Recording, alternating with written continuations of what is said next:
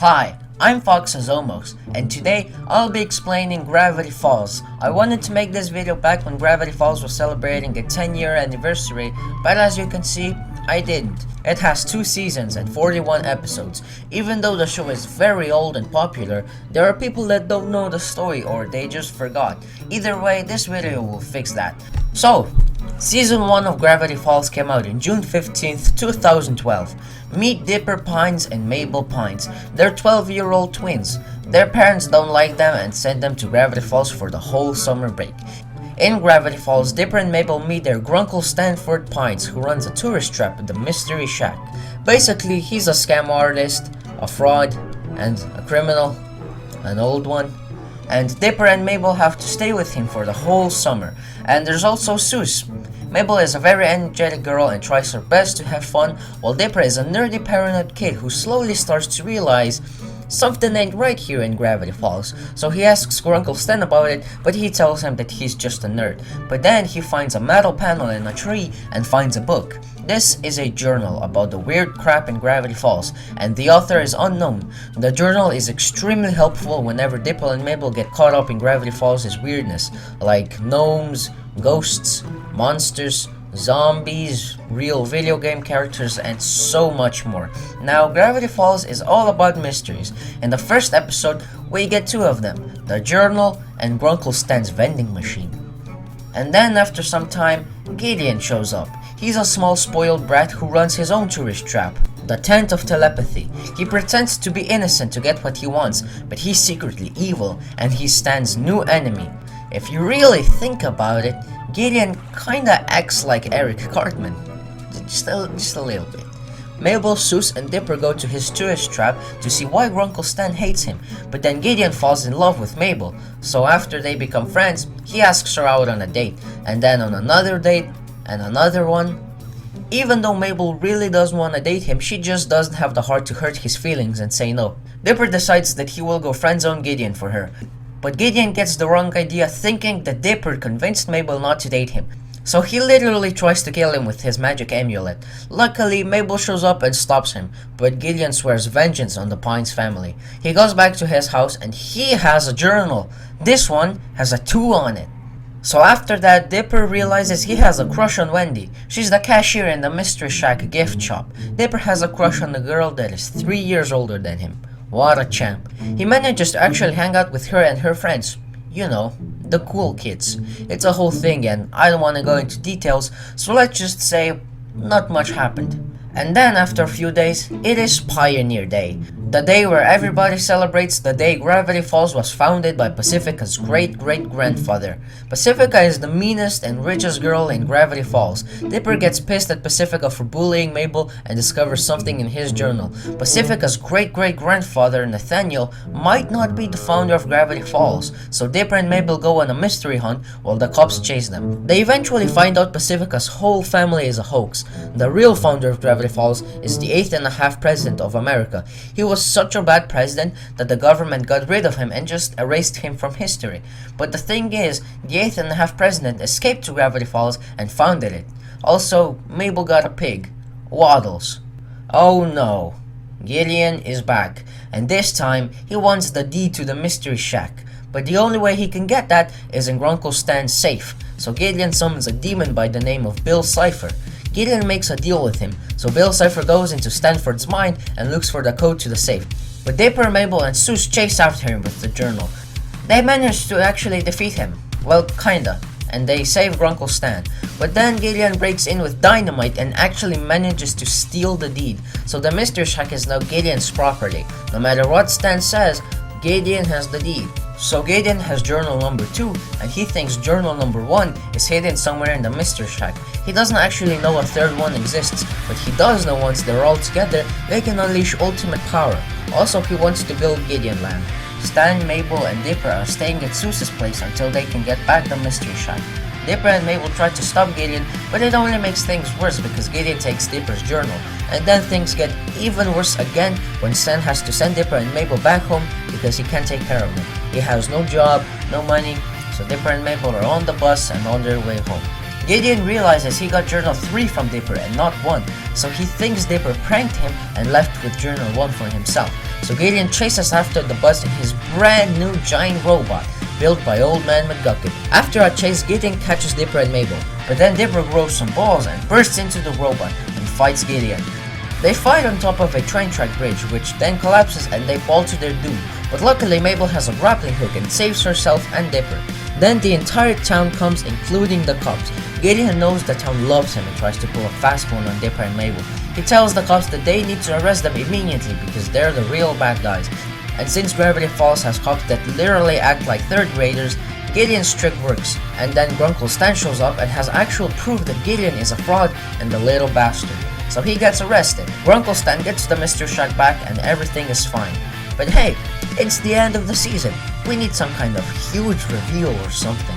So Dipper shows Grunkle Stan his journal, but he says it's stupid and borrows it.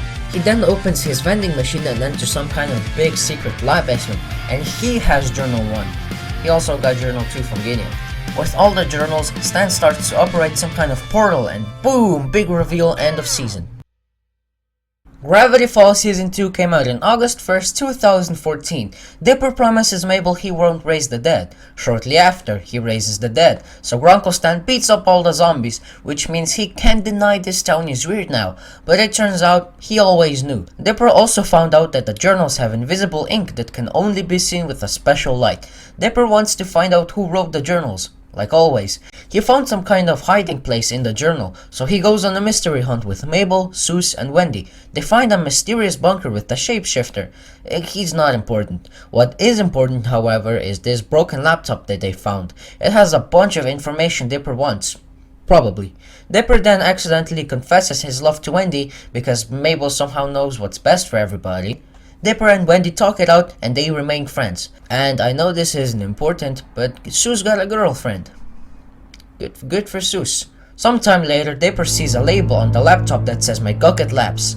Wait, Old Man McGucket? Apparently he might be the author of the journals, so Dipper talks to him, but he literally doesn't have any memories. Until Dipper shows him a page in the journal about the blind eye and he freaks out. So they investigate and find a secret society. Society of the Blind Eye, a group of people that erase the people in Gravity Falls' memories every time they see something weird.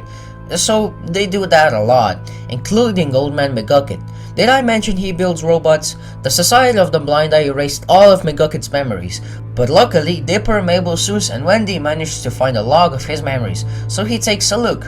Turns out he used to be a very smart inventor and worked alongside the author of the journals. But one day he saw something so terrible, he invented a machine that helped him forget. He started the Society of the Blind Eye and erased his memories so many times he went crazy. So with most of McGucket's memories restored, he starts repairing the laptop. Pacifica's very rich family throw a party once a year, only for the richest people in the world. Which means the regular Gravity Falls folk isn't invited, but the Northwest family has a secret curse, which starts acting up. So Pacifica's dad calls Dipper to stop the curse in exchange for Mabel and her friends to be invited to the party. Pacifica and Dipper manage to hunt down the ghost just before the party starts. But then the ghost breaks free and wreaks havoc during the party. You see, 150 years ago, the Northwest paid some poor people to build them a mansion. They also promised to host a huge party every year in which everyone would be invited. But then they lied and didn't let the poor people party. Then a lumberjack died but became a ghost and haunted the Northwest mansion all these years. And all he wants is for the Northwests to fulfill their promise. Pacifica decides to get some character development and stands up to her parents and saves everyone by fulfilling the promise. So the ghost leaves and poor people completely ruin the mansion. McGucket fixes the laptop and what he finds? Danger. A countdown, which also happens to be the same countdown Grunkle Stanford has in his basement. While the kids are having fun with Stan, the whole freaking FBI shows up because they've been picking really strong signals of anomalies from the Mystery Shack. Stan gets arrested for building a suspected Doom device and stealing radioactive waste.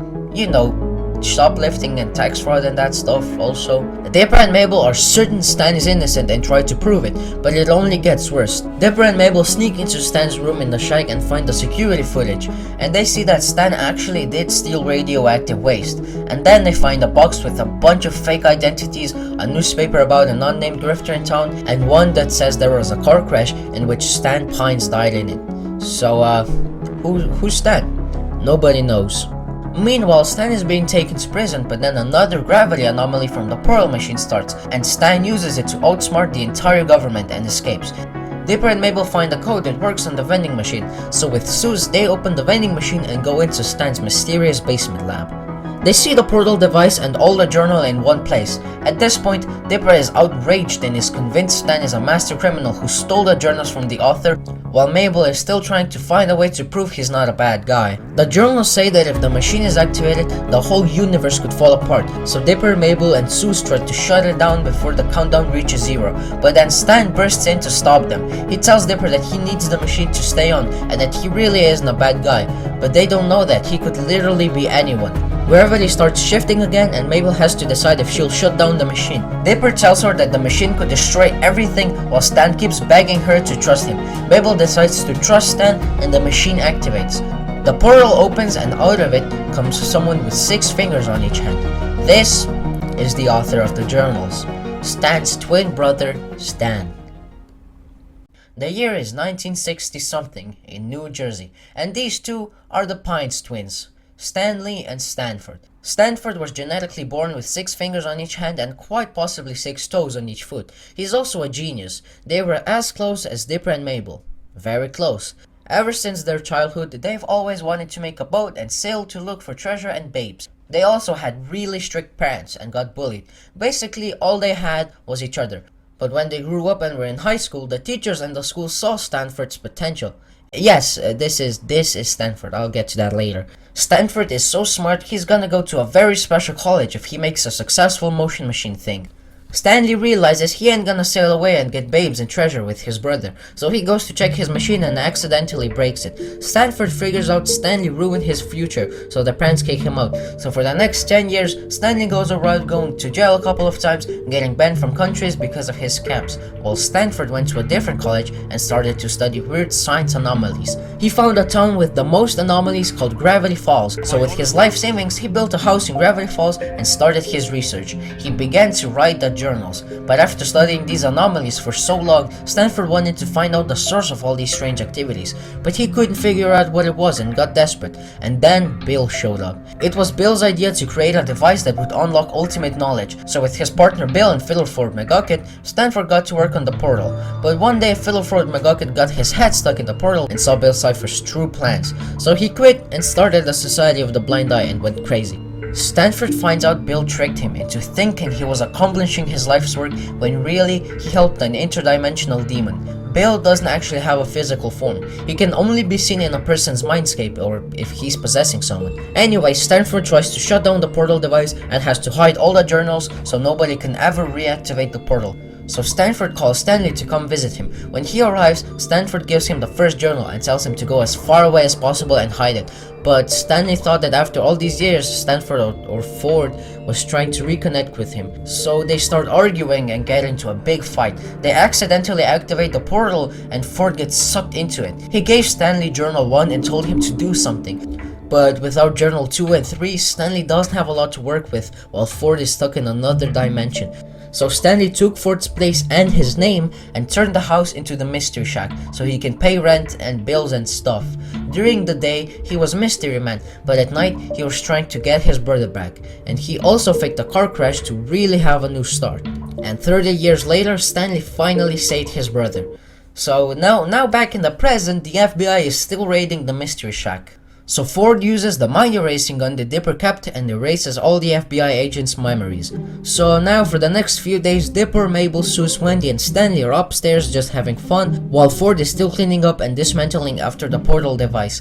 Dipper is really curious about Ford's work and one day accidentally falls into his basement lab. They play their favorite strategy board game and after a little bit of bonding, Ford shows Dipper a huge secret. When the portal was reactivated, it created an interdimensional rift, and if this rift would ever break, Bill Cipher would be able to enter our dimension and destroy everything. Ford gets a dream about Bill Cipher while he's sleeping, and this was no ordinary dream, it was a warning. So Ford finds a way to Bill-proof the Mystery Shack. He tells Mabel to get some unicorn hair. After some frustration, Mabel and her friends get the hair, and Ford makes some kind of barrier that makes the Mystery Shack immune to Bill and his weirdness.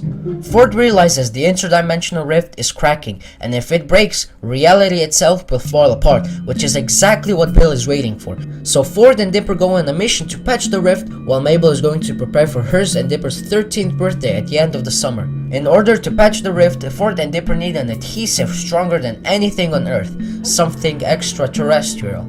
Take a look at Gravity Falls. Look at the shape. It looks like a UFO. Millions of years ago, this extraterrestrial object crashed into Gravity Falls. The question is, did this object cause the town's strange anomalies, or did the town's strange anomalies attract the UFO? The answer is unknown. And right under where Ford and Dipper stand is a secret abandoned alien base where Ford and Fiddleford McGucket used to look for materials and study the alien language. Since all the aliens are dead, probably Dipper and Ford explore the alien base and find the adhesive they needed to patch the rift, but they accidentally reactivated a security system that captures Ford and tries to take him to some kind of galactic prison very far away. But Dipper does the craziest thing a 12-year-old has ever done and actually saves Ford. Ford sees the potential in Dipper and offers him an amazing opportunity to skip school and become his apprentice. Ford is literally the smartest human ever, so he can give Dipper an extremely advanced education. Dipper accepts and goes back to the shack. Mabel had a rough day. Her friends won't be able to make it to her party, she's growing up, summer's ending. So when Mabel finds out that Dipper will stay in Gravity Falls to become a genius, she runs off with Dipper's backpack thinking it's hers, so Dipper takes Mabel's backpack. When Ford and Dipper try to patch the rift, Dipper realizes Mabel has it. Mabel also realizes she has the wrong backpack, but then a time traveler shows up.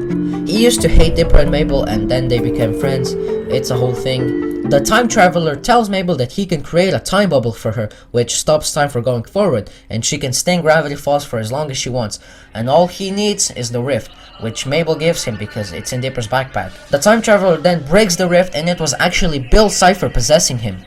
With the rift broken, Bill Cipher gets his physical form, which is very bad. It's the end of the world. The gate between worlds is open, time is dead, and meaning has no meaning. Existence is upside down, and Bill Cipher reigns supreme. Welcome one and all to Weirdmageddon. There's an interdimensional crack that Bill's henchmaniacs came out from. People are being turned to stone and taken to the big pyramid castle. There are bubbles of weirdness, and Mabel is trapped in some kind of prison. Ford and Dipper realize it's Weirdmageddon, so Ford gets some kind of device that will kill Bill. They have only one shot, and they have to do it as fast as possible before Bill's weirdness spreads even more. Ford tries to shoot Bill with the device, but a weirdness wave comes and distracts him, and he misses. So Ford gives Dipper the 3 journals. Bill then confronts Ford and turns him into gold, which enrages Dipper. So he confronts Bill, which was a terrible idea because Bill burns all the journals. But luckily, Dipper escapes and makes it out alive. In the apocalypse, Dipper finds Wendy, who gets the idea to rescue Mabel. But guess who's the warden of Mabel's bubble and has the key? Gideon and his prison mates. Wendy and Dipper argue with Gideon until they just get into a car chase. They take Gideon's key and get to Mabel's bubble, but then they get surrounded. Also, Zeus showed up just now. Dipper uses Gideon's crush on Mabel to convince him to turn on Bill and let Dipper rescue Mabel. The gang enters the bubble and end up in a dreamy fantasy. They find Mabel, but she doesn't want to leave. Meanwhile, Bill and his henchmaniacs are partying until Bill decides it's time to take Weirdmageddon worldwide. But he can't. There's some kind of barrier that doesn't allow Bill and his weirdness to spread further than Gravity Falls. That is Gravity Falls' natural law of weirdness magnetism. Back in the bubble, Dipper does convince Mabel to leave the bubble. When they leave, Mabel kinda apologizes, but like, not, and Dipper says he won't take Ford's apprenticeship. Zeus, Wendy, Dipper, and Mabel head back to the Mystery Shack. They find Stanley and a lot of other characters just chilling. The Mystery Shack is immune to Bill and his weirdness because of the unicorn hair Mabel gave Ford. Stanley wants to stay put in the shack while Dipper and Mabel think they should fight back against Bill. They all eventually agree to fight back, so McGucket makes some blueprints to turn the house into a big fighting robot. Meanwhile, Bill has a little chat with Ford. Ford knows how to break Gravity Falls' natural law of weirdness magnetism, so Bill offers him universal power in exchange for the equation that collapses the barrier. Ford obviously refuses, so Bill tortures him.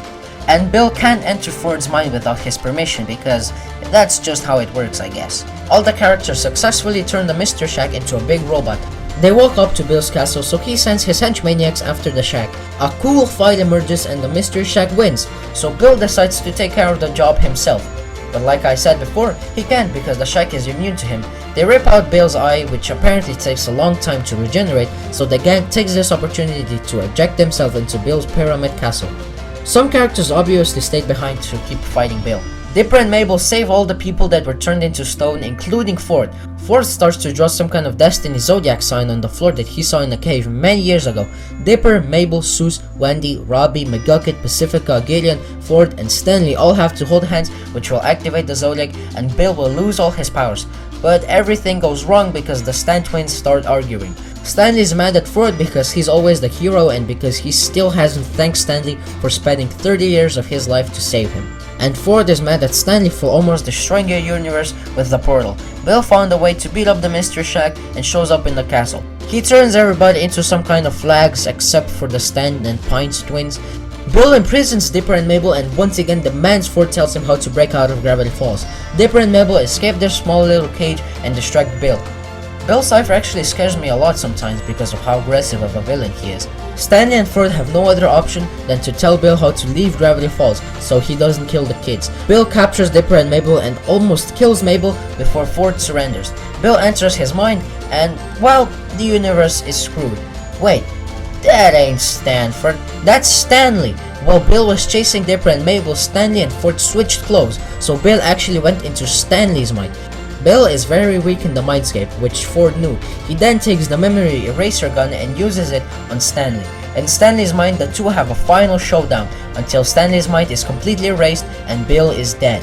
Weirdmageddon is over and the world is saved. All the weirdness and that stuff is gone for good, except for Stanley's memory. He is gone.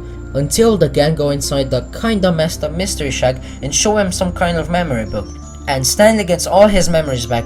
Dipper and Mabel celebrate their 13th birthday. Ford tells Stanley he detected some anomalies in the ocean and asks his brother to sail away to get treasure and base with him. Stanley accepts and makes Seuss the new boss of the mystery shack, which is his dream. Dipper, Mabel, and Waddle say goodbye to everyone and leave Gravity Falls.